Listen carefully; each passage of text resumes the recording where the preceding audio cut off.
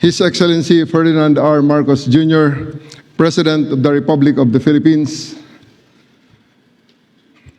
members of the Cabinet, led by Executive Secretary Lucas Bersamin and Secretary of the Interior and Local Government, Juanito Victor Sirimulya, sir. Officers and personnel of the Philippine National Police, partners in uniform in the Armed Forces of the Philippines, members of the Diplomatic Corps, fellow public servants, friends and my family, my wife Jane, JP, RF, and BF, to everyone joining us from the live stream. And allow me to greet my late father, Master Sergeant Rodolfo M. Torre, 551354 PC. Magandang araw po sa inyong lahat. Today I stand before you as a public servant, humbled by the enormity of the task and inspired by the mission all of us share, to serve and protect the Filipino people with integrity, courage, and compassion. To President Marcos, sir, thank you for entrusting me this responsibility, sir. This is a position of trust, and as a duly elected representative of the Filipino people, you have my full commitment, and I will abide solely by your directive in faithful service to our nation and the strengthening of the Philippine National Police.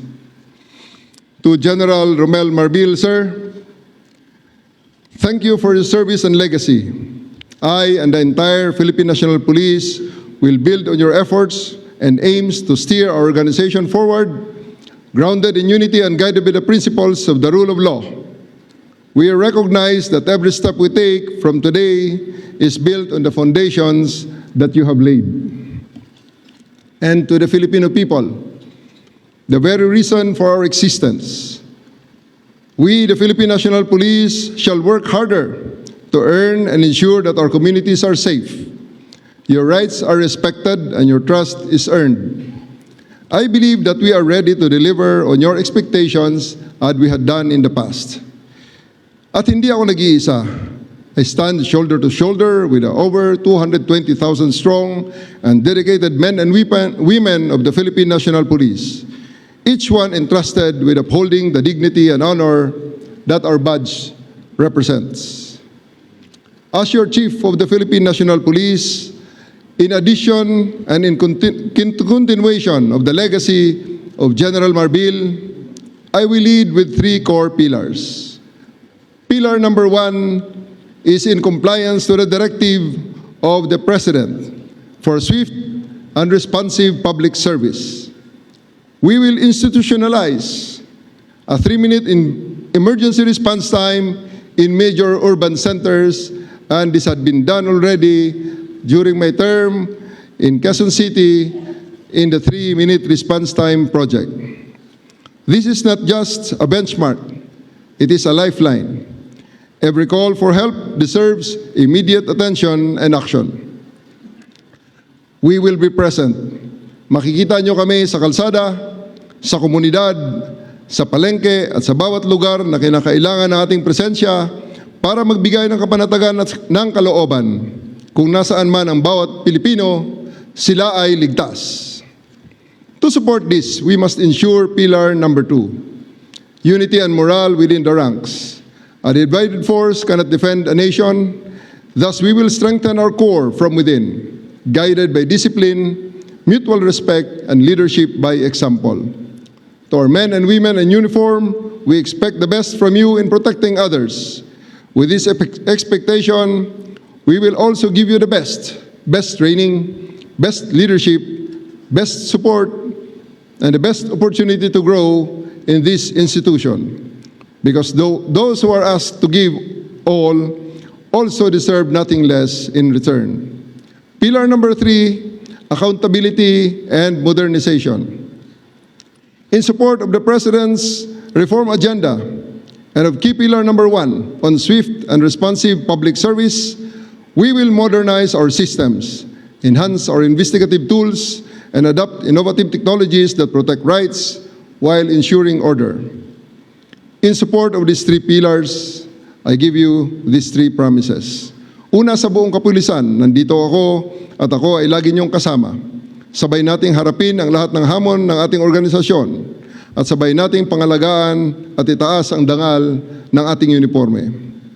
But I will ask something from you in return of this promise. Sa ilalim ng aking pamumuno, action will be rewarded. Hindi sapat ang pogi points.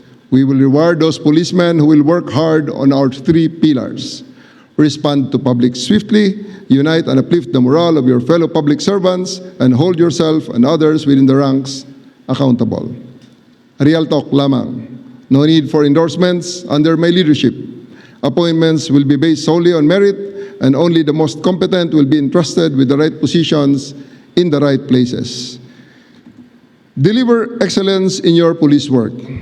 File affidavits, execute warrants, bring criminals to justice, raise your hands in front of judges and fiscals, and provide evidence against these criminals to support their conviction, and you will be recognized and rewarded. Of course, I have to reiterate that all of these actions must be done within the ambit of the law, evidence-based and rights-respecting. I challenge each and every member of the PNP to be louder than me, not only in words, but also in action. When you're doing extraordinary things for the people, you deserve to be heard and recognized. Mag-ubanta sa pagserbisyo nga matinud-anon. Magbinuligay kita sa aton ginahandom nga kalinong sa aton nga nasyon. Agtitinulong tayo amang salaknib iti panggilan tayo. Sama-sama nating iangat ang watawat ng isang malinis at tapat na pambansang kapulisyan. Pangalawa, to our foreign guests and residents, we are happy that you have chosen the Philippines to be your second home. I promise that all of our laws apply equally to all, regardless of nationality. We are committed to upholding everyone's right, safety, dignity, including yours. Pangatlo, para sa bawat Pilipino, sa ilalim ng aking pamumuno, ang batas ay patas, ang serbisyo ay mabilis, at ang kapulisyahan ay karapat-dapat ng inyong tiwala. Hindi nyo na kailangan pang pumunta sa kung saan-saan at hindi namin kayo pagpapasapasahan at ang PNP na lamang ang inyong maging sumbungan ng inyong mga hinaing, lalong-lalo na ng paglabag ng inyong karapatang pantao. Tulungan nyo kaming tulungan kayo. We acknowledge your active partnership in creating the bagong Pilipinas we all dream of at buong puso kaming nagpapasalamat.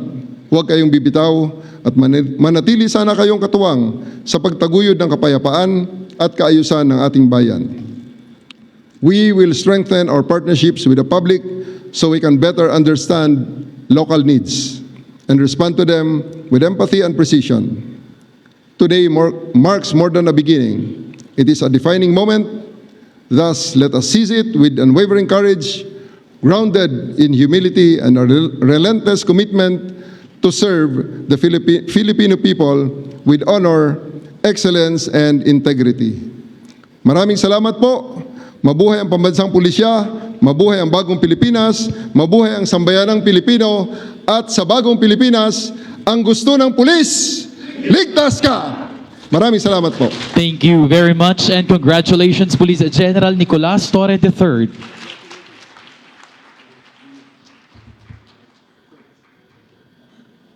You may now be seated, sir.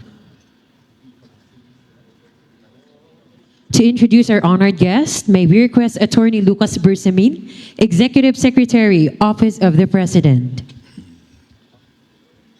Ladies and gentlemen, the President of the Republic of the Philippines, His Excellency Ferdinand R. Marcos Jr.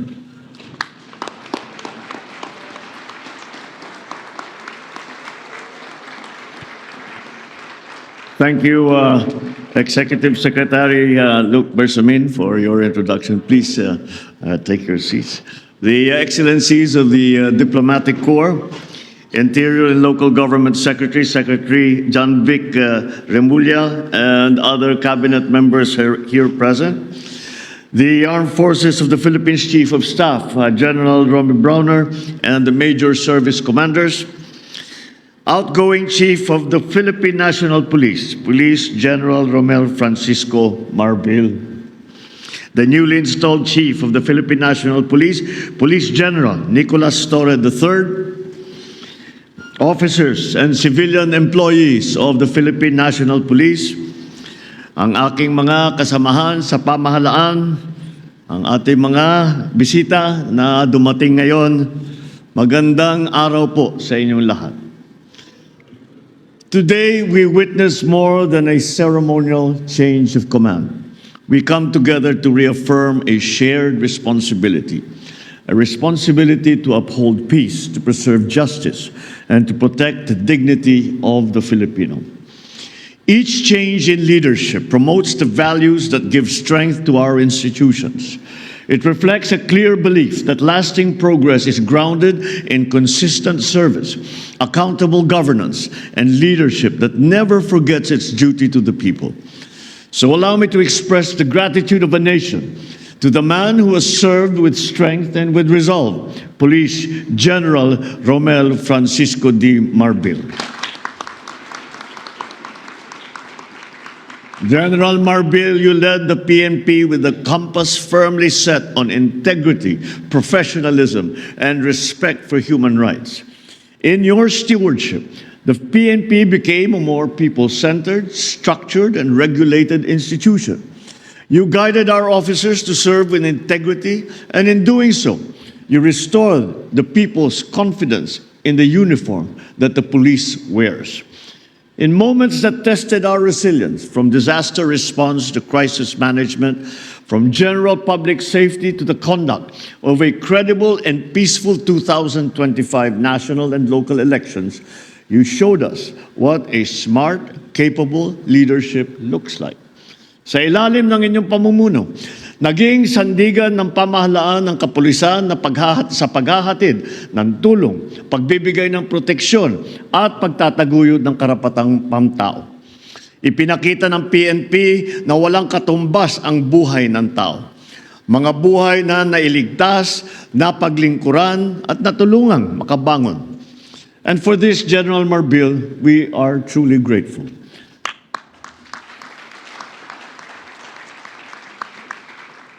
As we bid farewell to a leader who has embodied honor and excellence, we welcome one who is equally competent to lead the men and women of the PNP Police General, Nicolas Torre III. Your assumption of command comes at a time that calls for clarity, for courage, and for conviction. These challenges that we face are evolving. We have transnational crime, cyber threats, extremist violence, and even police misconduct. At the same time, the opportunities to earn trust and improve public service have never been more reachable. Your leadership will help define what kind of police force we continue to build. One that acts with precision, responds with compassion, and stands as a pillar of accountability. Hamon ko sa iyo, panatilihin mong malinis at marangal ang hanay ng ating mga kapulisan. Bilisan ang investigasyon sa mga kaso laban sa mga pulis na lumabag sa batas upang maibigay natin ng hustisya sa lalong madaling panahon. Paigtingin din ninyo ang presensya ng kapulisan sa mga lansangan. Siguruhin mas maraming pulis na umiikot sa mga kalsada at nagbabantay sa ating mga komunidad, lalo na sa lugar na madalas ang krimen at kaguluhan. Kapag kailangan ng taong bayan, dapat may pulis na agad nagre-responde. Iparamdam natin sa mga Pilipino na may pulis na handang dumamay at pagtanggol sa kanila sa lahat ng oras. Sa tulong ng PIDEA, ipagpatuloy ninyo ang paglaban sa illegal na droga. Magsagawa pa rin tayo ng drug seizures at tiyakin na sasampahan ng kaso ang mga drug dealer at mga drug lord. Patuloy din kayong magmatyag sa ating mga komunidad para kahit ang small time ng mga drug dealers ay wala ring ligtas. Hindi dapat natatakot ang estudyante o ang mga manggagawa, motorista, magulang na maglalakad sa kalsada umaga man o gabi. Bilang alagad ng batas, inaasahan ang buong kapulisan na kumilos ng marangal, maglingkod ng katapat at maging sandigan ng ating mga kababayan. Iwasan ninyo ang paggamit ng pribilehiyo para sa pansariling benepisyo. Maging instrumento kayo sa katuwiran, kapayapaan at kaunlaran. Continue to engage with communities and partner with local governments and stakeholders. Strengthen your cooperation with all the other agencies. And above all, center every initiative on the needs, the rights, and the welfare of each Filipino. Let your badge be your daily pledge, not to command, but to serve with integrity. Let every decision uphold the law, and let every gesture reflect the quiet dignity of true public service. May the PNP become a source of hope and reassurance to every community that you protect. This change of command ceremony is a renewed promise, a clear mandate to champion peace, to serve with honor, and to move our nation forward with dignity. Together, let us shape a bagong Pilipinas where every citizen is disciplined and obeys the laws, where every police personnel is a role model worthy of trust, of respect, and where the standard of keeping our people safe is high. Maraming salamat at mabuhay ang PNP, mabuhay ang bagong Pilipinas. Thank you, Mr. President. Ladies and gentlemen, His Excellency Ferdinand R. Marcos Jr. The audience may now be seated. And at this time, the PNP would like to present a memento to the President. May we request the outgoing Chief PNP and the newly appointed Chief PNP to present the memento to our guest of honor and speaker.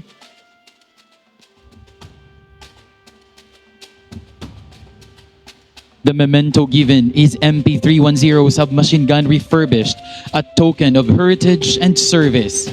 These refurbished MP310, a compact and reliable 9mm submachine gun, features a simple blowback mechanism and remains known for its durability and ease of use. Once issued to the Philippine Constabulary and later the Integrated National Police, it was used by the Philippine National Police during the 1970s, primarily for counterinsurgency and internal security operations. This memento is presented to His Excellency Ferdinand R. Marcos Jr., President, Republic of the Philippines, during the change of command ceremony and retirement honors for Police General Romel Francisco Marbil. Thank you very much. Warm applause, ladies and gentlemen.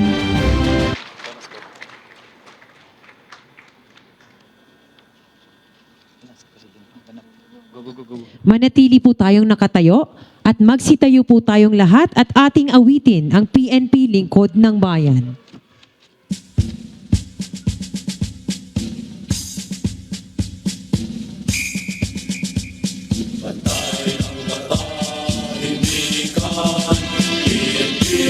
Lingkod ng bayan, pinalangin kalaban, mamamayan paglilingkuran, sa bayan at mamamayan, PNP ang inyong sandigan, integridad, disiplina at kasanayan, gabay sa tungkuling alam. Diyos at mga kabayan, makatao at makakalikasan, sa tungkuli aming karangalan, ihandog ang isang buhay, batas ay patutupad.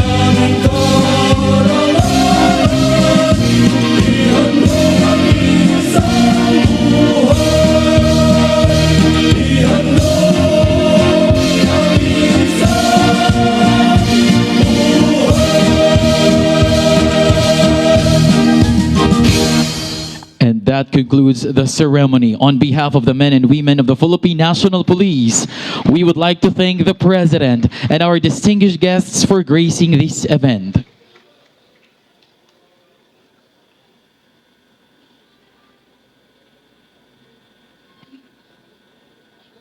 Maraming salamat po. Mabuhay ang Philippine National Police. Mabuhay ang bagong Pilipinas.